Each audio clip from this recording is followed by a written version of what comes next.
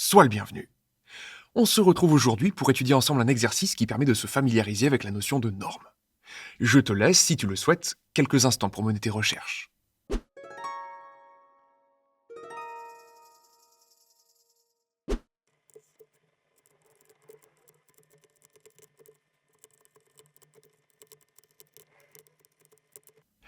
Alors qu'avons-nous là? Eh bien, on cherche une condition nécessaire et suffisante pour qu'un ensemble soit à même d'engendrer une norme par cette formule qu'il y a là. Donc, déjà, on peut se questionner quant à la structure logique qu'on va employer pour répondre à la question.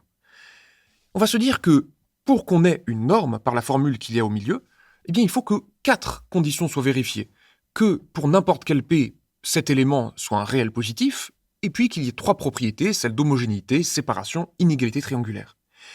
Et donc, pour obtenir une condition nécessaire et suffisante, on pourrait obtenir sur A une condition nécessaire et suffisante pour que la formule donne des réels positifs, obtenir une deuxième condition nécessaire et suffisante pour que l'homogénéité soit vérifiée, de même pour la séparation, de même pour l'inégalité triangulaire, et ensuite de rassembler ces conditions pour obtenir finalement une condition nécessaire et suffisante pour obtenir une norme globalement.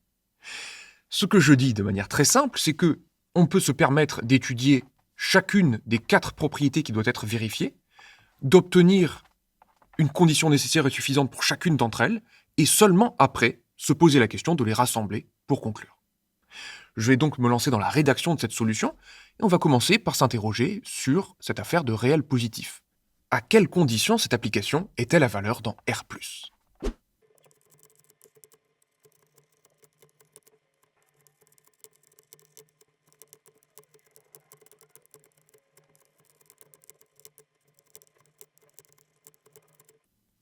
Et je m'interromps quelques instants ici. Il est possible, à la lecture de l'énoncé, que tu aies considéré que ceci était toujours un réel positif. Si c'est le cas, tu es passé à côté de quelque chose, et je vais te laisser quelques instants pour essayer de rectifier le tir.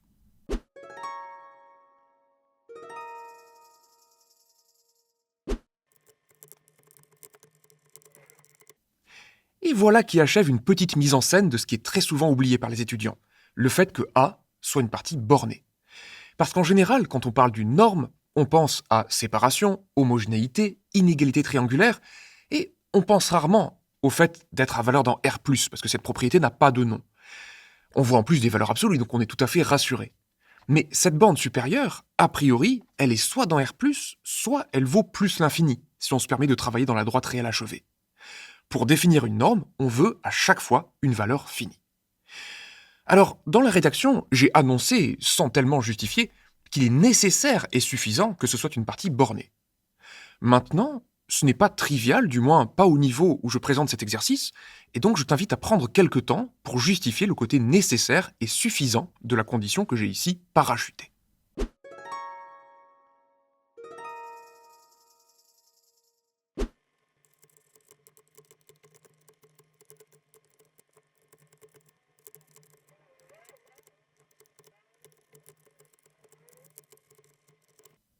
Voilà qui commence à argumenter le côté nécessaire. Et je raisonne par contraposé ici. Je dis que si la partie A n'est pas bornée, alors j'arrive à exhiber un polynôme, je peux prendre n'importe quel polynôme de degré non nul en réalité, et j'ai pris x carré ici. J'explique que dans ce cas, eh bien, la partie dont on devrait considérer la borne supérieure n'est pas majorée, et donc n'admet pas de borne supérieure dans R. Alors au cours de la rédaction, je me suis aperçu que j'avais quand même oublié un petit quelque chose. Lorsqu'on choisit une partie de R, il ne suffit pas qu'elle soit majorée pour admettre une borne supérieure. J'ai oublié un truc là.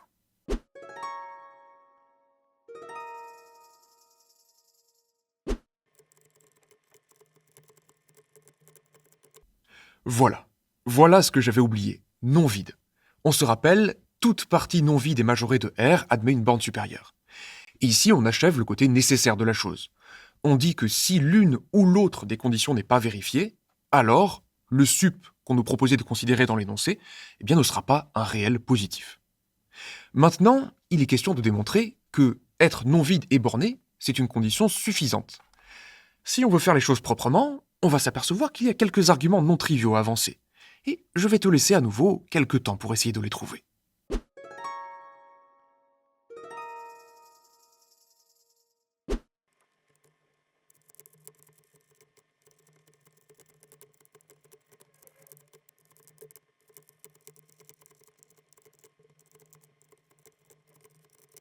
Question de Perceval. La confusion est réelle. Si A est non vide et bornée, elle est aussi non vide et majorée, n'est-ce pas? Effectivement, il y a pas mal de confusion dans cette question de Perceval. Alors je vais expliquer clairement ce qu'on veut faire. Lorsque Perceval dit que A est non vide et borné, donc non vide et majoré, il pourrait justifier par là que A admet une borne supérieure. Mais ce n'est pas A qui nous intéresse ici. C'est ce genre d'ensemble-là, pour un polynôme quelconque, ici c'est x carré. On cherche à justifier que ce genre d'ensemble-là admet une borne supérieure. Et d'ailleurs, c'est un très bon exemple à partir duquel raisonner. Pourquoi, si A est non vide et borné, cet ensemble admet-il une borne supérieure? On pourrait dire parce qu'il est aussi non vide et borné. Mais je répète la question. Pourquoi?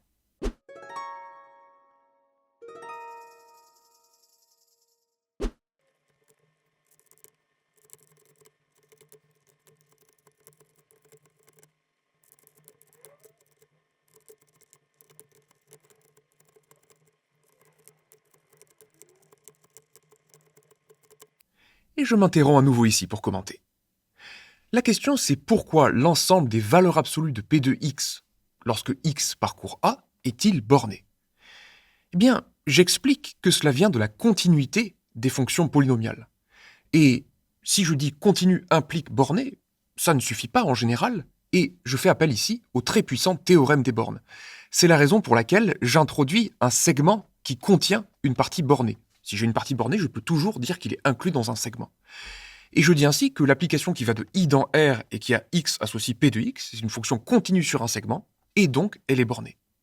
Ce que ça me permet de dire, c'est que l'ensemble des valeurs absolues des p de x, lorsque x appartient à A, est majoré.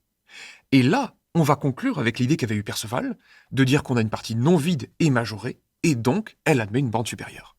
Je vais écrire ça tout de suite.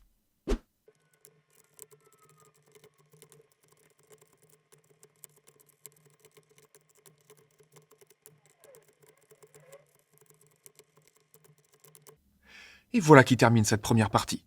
On a une partie de R qui est non vide et majorée, et donc elle admet bien une borne supérieure dans R+. Donc à ce stade, qu'a-t-on fait?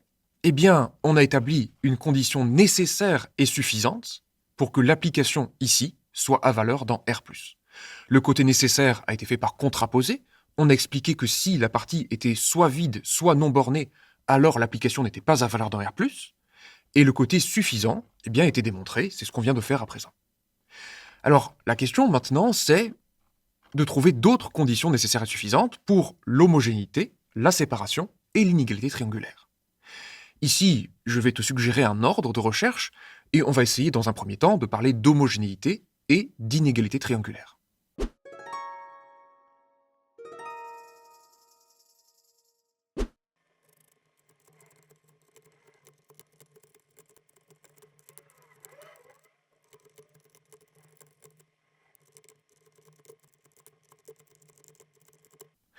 Voilà une manière confortable de procéder en termes de rédaction et de logique. On va supposer désormais que la condition nécessaire et suffisante pour avoir une application à valeur dans R+, est vérifiée. Et on va se demander à présent bien cette affaire d'homogénéité, inégalité triangulaire et séparation. Je vais commencer par me consacrer aux deux premières.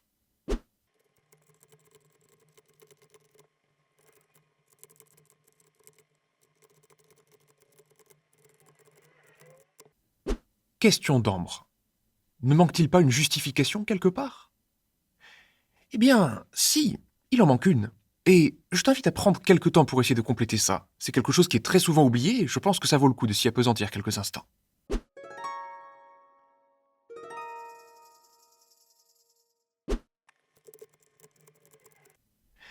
C'est tout, mais en fait c'est beaucoup et je vais profiter de l'occasion pour faire une petite mise en garde générale. Les étudiants parlent beaucoup de faire sortir quelque chose. Alors on fait sortir, on fait des sommes des lambda UI sur I et on fait sortir le lambda. C'est très visuel, c'est très cinématique. Mais ce qu'on fait réellement lorsqu'on fait sortir le lambda, c'est qu'on factorise. Le problème, c'est si je fais sortir un produit, donc on a un produit des lambda UI, et que je fais sortir le lambda. Ici, c'est quelque chose d'incorrect.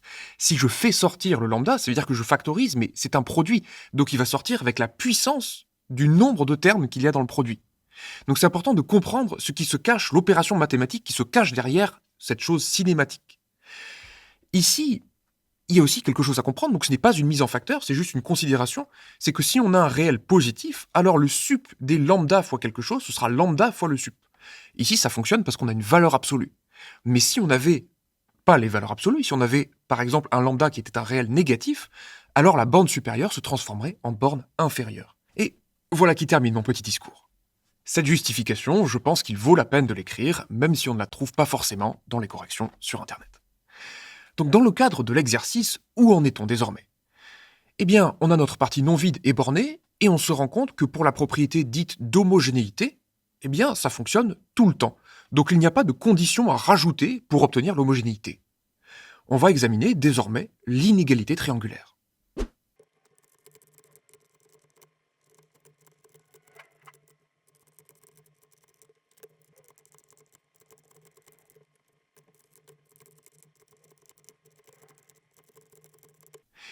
Et voilà qui en termine avec l'inégalité triangulaire.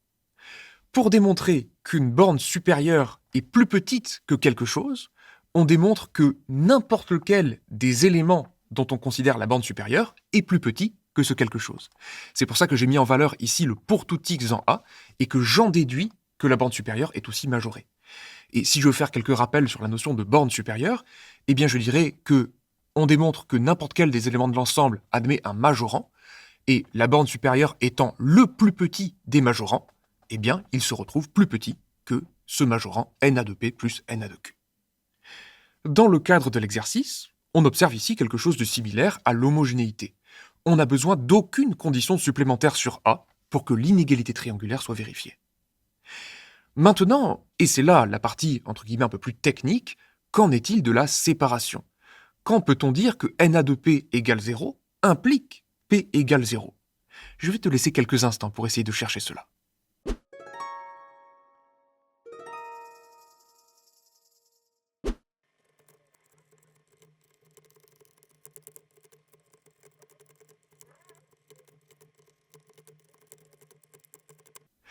Là encore, j'annonce la couleur et je démontrerai ensuite. Je dis que la propriété de séparation est vérifiée si et seulement si A est une partie infinie. Et l'idée générale qu'il y a derrière, c'est que on considère des polynômes de degré quelconque. Et donc, il ne suffit pas d'exiger qu'ils s'annulent en 5 points pour d'un seul coup les rendre nuls. Je trouverai toujours un polynôme de degré assez grand pour mettre en défaut ce que je viens de dire. Par contre, si A est infini, je suis sûr, donc c'est le côté suffisant, que dire que le sub des valeurs absolues de p de x est nul implique que le polynôme soit nul. Maintenant, ce qu'il me reste à faire, au-delà de ma propre argumentation que je viens de présenter, c'est d'expliquer que c'est aussi une condition nécessaire. Comme tout à l'heure, je vais m'y prendre par contraposé. Je vais expliquer que si A est fini, j'arrive à trouver un polynôme dont na de p vaut 0, mais pourtant p est différent de 0. Si tu souhaites, tu peux prendre quelques temps pour essayer de trouver un tel polynôme.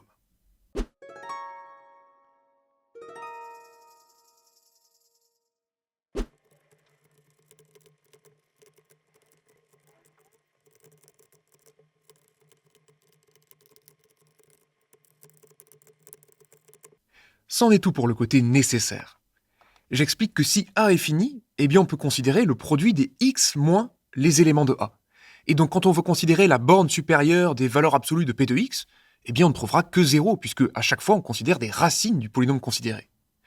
Par contre, ce polynôme, ce n'est pas le polynôme nul, parce que son degré n'est pas nul. Et c'est là qu'on se félicite d'avoir choisi un ensemble A qui est non vide. C'est un polynôme dont le degré est égal au cardinal de A.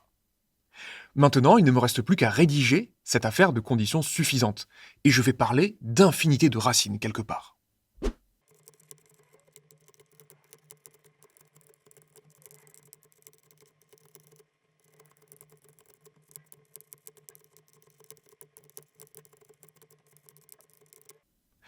Et voilà pour le côté suffisant. Si la borne supérieure des valeurs absolues de p de x pour x appartenant à A est nulle, cela veut dire que chacun des éléments est nul, puisque ce sont des éléments positifs, et donc on se retrouve avec des polynômes qui admettent une infinité de racines, et donc il n'y a que le polynôme nul. Et voilà comment on a une condition nécessaire et suffisante pour qu'on ait la propriété de séparation. À présent, il ne reste plus qu'à conclure, et c'est ce que je vais faire à présent.